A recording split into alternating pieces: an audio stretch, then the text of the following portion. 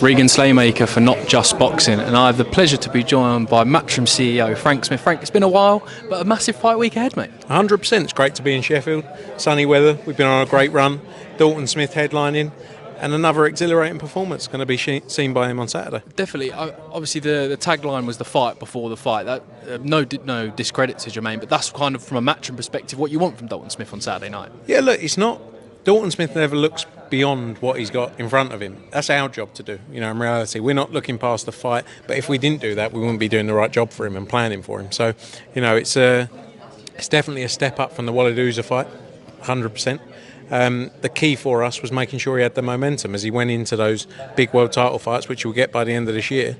He needed momentum because he had time out of the ring. And this will be his second fight in just 3 months. I'm excited for him. I'm excited to see a big Dalton Smith win again. Definitely, and I made a point to him at the launch press conference. I think it's the shortest turnaround I think he's had in his career since maybe when he was a prospect coming through, which is massive for him as well. On the undercard, a few kind of late replacements with Kevin Ogarko, but Josh Warrington comes in. A really stacked undercard with big names, kind of with a win, can push them onto big fights as well. 100%. Look, respect to Kevin Ogarko stepping in and Ryan Kelly for taking the fight as well. Josh Warrington wants to rebuild and go from here, and he gets that opportunity and wants to see what's left in the tank. So excited for that. And Josh Padley, who's built a huge name for himself, by taking a chance, taking a risk and getting in there with Shakur Stevenson and delivering a performance as well. So excited for that. Giorgio Vizioli against Kane Baker, who always brings entertainment. Layli Batabieg as well. Probably pronounced the last name wrong, so I apologise if I did, Layli. And Joe Howarth as well. So great card, top to bottom. Excited for it, some big names. And great time for British boxing as well. Definitely. I want to jump to the US side of things. Jaron Ennis, I mean, wow. It unifies the division, really puts the statement that he needed to the division and the pound-for-pound list as well. Yeah, like I said before, boxing's a fickle sport. You have one performance that maybe is lacklustre, maybe is not up to the level people think you're at, and, he's not very good. And that's the difference between boxing and football. I'm not a big football fan, but I know they get to perform twice a week sometimes, and if you have a bad game, you come back out, you have a good game, everything's forgotten. Boxing's like, they're always looking at that last fight, that last performance. And I think when you look at his fight against Karen Chazizian, another name maybe I got wrong, so I apologise if I butchered that. When you look at that fight, it's very hard to get motivated when you've beat him in every round a year before and go back into that fight. This was the first fight, I'd say, with us, where he's got that motivation, that hunger, going in against the best in the division. It's number 1, number 2, Ring Magazine Championship, and he showed on Saturday night why he is what people say he is, why he belongs to be at the top, and why he's going to rule in the division for a long time. I'm excited about the journey. He's had 3 fights in 10 months. As Eddie said the other day, sold 35,000 tickets. No one really does that in the US, outside of Tank, outside of Canelo. He is the name. And excited about the journey and where it's going, and lots more to come. Is it?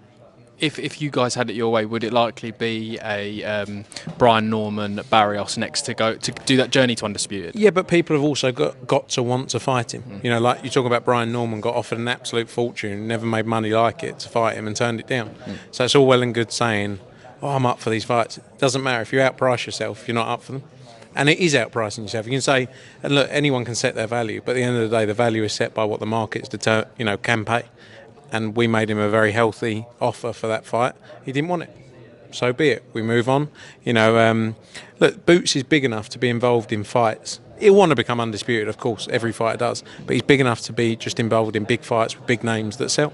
Definitely as well. And I think the likes of Teofimo Lopez, Ryan Garcia, Devin Haney, all trying to make themselves available as well. I do want to have to talk to you about Ben Eubank, Frank. I mean, very, very long time coming. How excited are you for fight night? Maybe not fight week with all the media stuff, but fight night itself. Yeah, look, I've been very open over the years. It's a fight that I wanted to make more than anything else. I spent a lot of time and a lot of energy on that fight over the years. And the first time we made it took 14 weeks of days, nights, everything. Ended the way it did. It was huge, wasn't it? When it came to the build-up, it was huge that first time round. Now it's so much bigger. It's the biggest fight outside of Joshua Fury in British boxing. And next Saturday night, everyone is going to be talking about it. It's going to be one of those fights of old where everywhere you go, people are talking about this fight. For me personally, like I say, I put a lot of effort into it over the last 3 years. I'm delighted it's almost finally here. And I can't wait for Sunday morning. You know, I can't wait for a great fight. It's gonna whatever happens, it's gonna be a great fight. You know, it's a true 50-50. They both got, you know, pluses and, you know, negatives on both sides. You know, Conor's coming up 2 weight divisions, but he's the younger, fresher fighter. I'm excited for it. It's going to be good. Definitely, and that first fight was my first ever press conference ever in boxing as Really? well. So What a way to start. I know, full circle moment, Frank, as well. I do want to go on to Dmitry Bivol. I've not actually had a chance to speak with you about the whole WBC Benavidez situation. Is this the first time really ever that we've seen a governing body basically, I don't want to say slander a fighter, that might be not fair on Mauricio Silverman? No, I think that's fair. Is that okay? Yeah. Look, I think the way they dealt with it was crazy. I think it wasn't impartial in any way whatsoever. You know, coming out talking about purses, it's not the governing body or sanctioning body's job to do that. Their job is to, you know, obviously they control the belts and the sanctioning and the ratings, etc. Dmitry Bivol, is what he's done for the sport is unbelievable. He's never shied away from any challenge. He went to Las Vegas, beat Canelo Alvarez, who at the time was pound for pound #1 in the sport. Went there and quite clearly beat him, right? Then he went in against, later down the line, Artur Beterbiev, won the first fight, in my opinion, in many people's eyes, didn't get the official result, jumped straight back in there 3-4 months later in another spectacular fight and got the win. The trilogy is the fight people want to see. He's got a contracted fight, and I think it's more the fact of the way it's been dealt with. It wasn't impartial.